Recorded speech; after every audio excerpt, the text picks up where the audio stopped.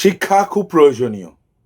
শিক্ষার অভাব হলে মানুষের বুঝতে অসুবিধা হয় এবং সেই অশিক্ষিত নেতাদের সুবিধা হয় তাদের দলের অশিক্ষিত কর্মীদের সেই ভুল বার্তাটা পৌঁছে দেওয়া। আজকে অভিষেক বন্দ্যোপাধ্যায় 1,36,00,000 যে লজিক্যাল ডিসক্রিপেন্সি আছে এসআইআর প্রসেসে, সেটা নিয়ে বক্তব্য রেখেছেন, কতগুলো কথা বলেছেন। প্রত্যেকটা কথায় ফুটে উঠেছে তার শিক্ষার অভাব। আসলে ওই আইপ্যাক না কি আছে না, ওরা যা লিস্ট করে দেয় তার বাইরে উনি যেতে পারেন না। যেতে গেলে তো বুদ্ধি খরচা করতে হবে, সেটা আমাদের ভালোবাসার ভাইপোদার নেই। আগে কি বলেছেন একটু শুনে নিন আপনারা। একটু ফাস্ট করে দিলাম, ভাট বকা অনেকক্ষণ ধরে শোনাটা বেকার। লজিক্যাল ডিসক্রিপেন্সিতে আপনি বলছেন 1,36,00,000 লোক এমন রয়েছে যাদের কোনো না কোনো সমস্যা রয়েছে। বাবার সাথে কোনো বয়সের পার্থক্য রয়েছে, যাদের নামে কোনো বানানে ভুল রয়েছে, বাবার নামে কোনো বানানে ভুল রয়েছে, যাদের অ্যাড্রেসে সমস্যা হয়েছে, বা যাদের পদবিতে কোনো একটা বানান ভুল রয়েছে। 1,36,00,000। এই ডেটাটা ইলেকশন কমিশন কবে রিলিজ করেছে? আমি যদি আপনাদের জিজ্ঞেস করি, সংবাদ মাধ্যমে কেউ বলবেন আমাকে কবে রিলিজ করেছে? ধরুন 16 তারিখ ড্রাফট ইলেকটোরাল রোল পাবলিশ হয়েছে। এই ডেটাটা ইলেকশন কমিশন কবে রিলিজ করেছে? আমি জানি না, তাই আপনাদের জিজ্ঞেস করছি। September on the 16th। আপনি এটা দেখুন, look at the competency of election commission. 16 তারিখ ড্রাফট রোল রিলিজ হয়েছে, আর 16 তারিখ election commission draft roll assess করে সঙ্গে সঙ্গে বলে দিল যে 1,36,00,000 লজিক্যাল ডিসক্রিপেন্সি রয়েছে।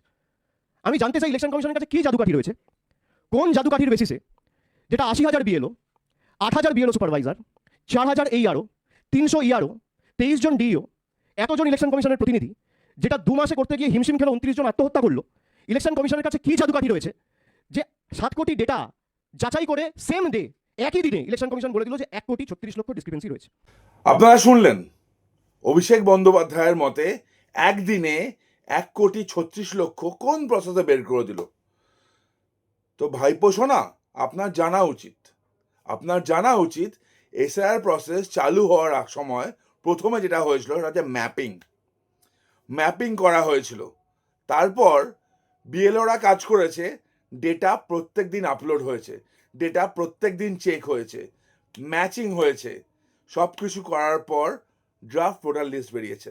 আপনার যদি মনে হয় যে এনুমারেশন ফর্ম কালেক্ট করা হয়েছে, সেই পর্যন্ত অপেক্ষা হচ্ছিল, তারপর ড্রাফট ভোটার লিস্ট বেরিয়েছে, তাহলে ওটা আপনার ওই 12 পাস শিক্ষার মতোই ব্যাপার। আপনার আইআইপিএম এর এমবিএ এর মতোই কেস, ওরকম তো নয়। প্রত্যেক দিন আপডেট হয়েছে, প্রত্যেক দিন দেখা হয়েছে, ম্যাপিং দেখা হয়েছে। আপনাদের খেলাটা ধরা পড়ে গেছে, তার জন্যই লাফাচ্ছেন। আবার বলছি, শিক্ষা অত্যন্ত গুরুত্বপূর্ণ বিষয়। শিক্ষার অভাব থাকলে আপনার মতো নেতা পশ্চিমবঙ্গে জন্ম নেয়। যদিও আপনি নেতা নন, আপনি পিসির ভাইপো যদি না হতেন, যে কোনো রাজনৈতিক দলের একটা বুথের কর্মী হওয়ার যোগ্যতা আপনার নেই। কারণ যার একটু নলেজ আছে সে বুঝতে পারবে যে আগে একটা ম্যাপিং হয়েছিল, দেখা হয়েছিল প্রসেস কি। 25-এর লিস্ট কাছে ছিল, এসিআইয়ের 2002-এর লিস্ট ছিল, কাদের নামটা আসছে না দেখাটা খুব ইজি ছিল। তারপর যে আস্তে আস্তে জমা হয়েছে যেরকমভাবে, যে প্রসেসে, সেখান থেকে দেখা হয়েছে। ইলেকশন কমিশন অনেকদিন আগেই ঘোষণা করেছিল যারা টেকনোলজি সাহায্য নেবে, এআই ব্যবহার করবে। তাহলে কতক্ষণ লাগে শ্রদ্ধেয় ভাইপোদা? যাই হোক, এগুলো আপনার বোঝার ক্ষমতার বাইরে। আপনার এই বাণীগুলো আপনার দলের অশিক্ষিত কর্মীদের দিন, ওরা বুঝতে পারবে। সাধারণ মানুষ সত্যটা জানে। আপনাদের ভূতগুলো ধরা পড়ে গেছে, ভূতের ভোটে আর জেতা হবে না।